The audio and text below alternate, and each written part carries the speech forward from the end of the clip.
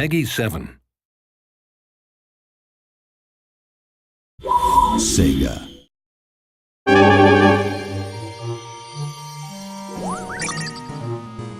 Castle of Illusion, one of the best-selling Genesis games of all time. It's the perfect game for us to develop with Disney. It's such a classic. People love Castle of Illusion. They've got such fond memories of it. Really passionate about the game and the experience that I had when I was young, and to try and offer that to the new generation and people that have experienced it before is, it's just a great feeling, really.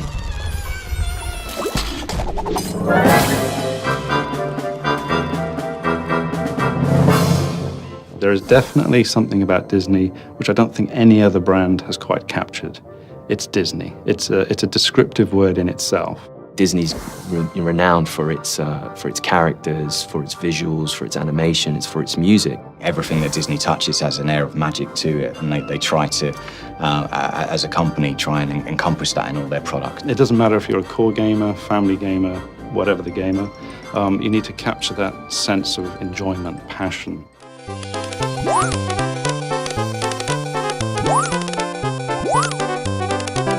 I was a child, I bought it. It was one of my favourite games. I played it to death. I grew up with my Mega Drive. I've played all the classic Disney games, and Castle of Illusion stands up as one of my all-time favourites. 20 years later, to be given the opportunity to work on that IP, to reimagine it and bring it forward with today's technology was just, an amazing opportunity.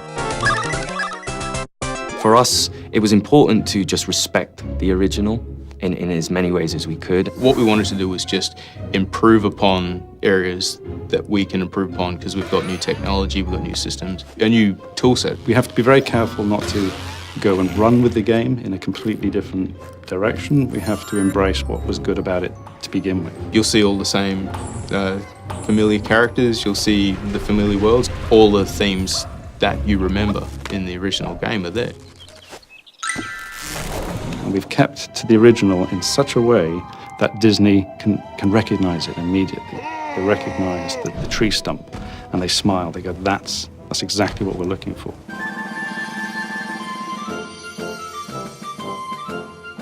I think I employ 35 people that love Mickey.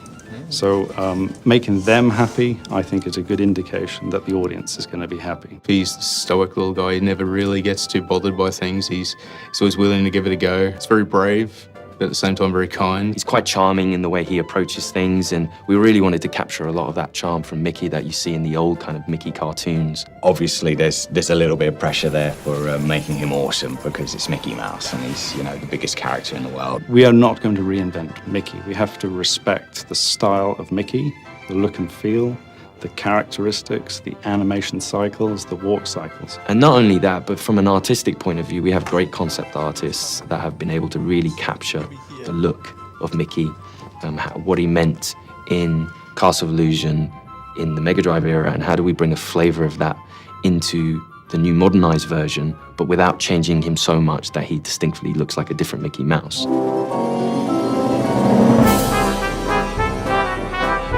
The world itself is it's enchanting, it's rich and full. I think one thing that I always sort of think about Disney is that at a word or a spell, something's going to come to life.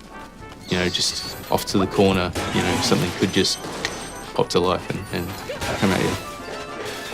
The library is the first level where I've got a Disney moment. I'm jumping on the books. There's a puff of smoke, the dust. The books fall beneath my feet.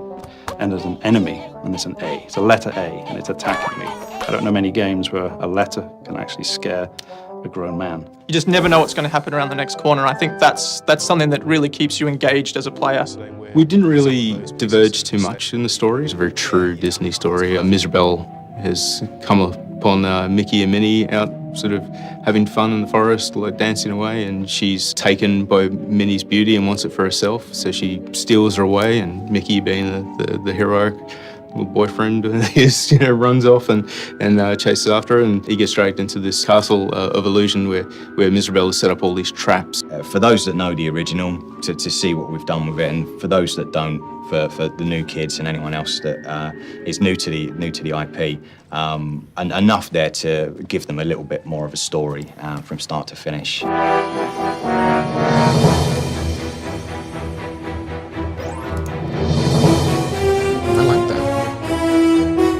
That's pretty cool. I think for almost 100 years now, Disney have been pioneering so many things with animation and audio, and the key for me was synchronizing them together. Audio and music is a massive part of Disney itself, and that's something we take very seriously.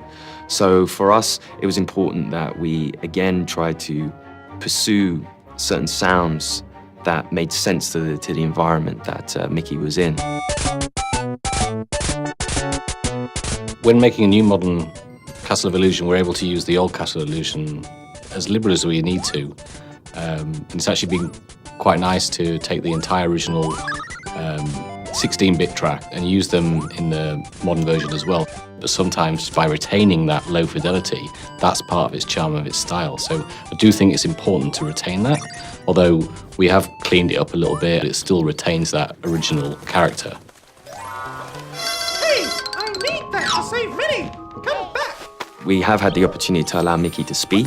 You know, this was something that we felt passionately about, having him interact in the story. There you are! Hey, come down here! From a sound perspective, we've been able to help it into the 21st century by, I think, primarily we're able to do a lot more with the sound effects, the mixing, the environmental effects. I mean, these are all things that we come to expect without realizing it. So we're able to go further with interactive music, and we can have more dynamic things going along with the sound effects and the voice as well. Castle of Illusion, you know, is built from the ground up. You know, from every point, from animations to music to environment to gameplay, everything is built from the ground up, and that's a really nice, exciting way of taking something that everyone holds dear to them and kind of improving that for the new generation. I think they'll love it. I mean, we love it.